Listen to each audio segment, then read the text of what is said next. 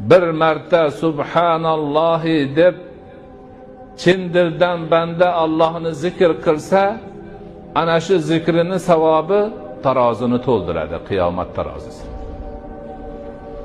Agar banda bir marta alhamdulillahi vallohu akbar deb qo'ysa, yer va osmonlarning orasi savobga to'lar ekan uning uchun.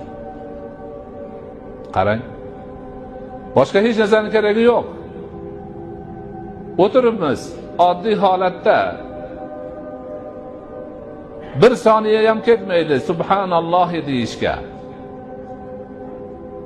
Tarozini savobga to'ldirib olamiz.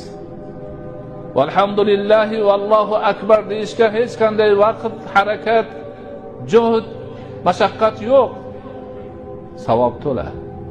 To'lganda ham osmonlar va yerni orasi to'la. Mana shunday buyuk baxt bor, ulkan saodat bor. Cheki yo'q savob bor. Lekin biz vaqtimizni g'iybat bilan o'tkazamiz. Bo'xton bilan o'tkazamiz. Behuda so'zlar bilan o'tkazamiz. Har xil bo'lmag'ur gaplar bilan o'tkazamiz.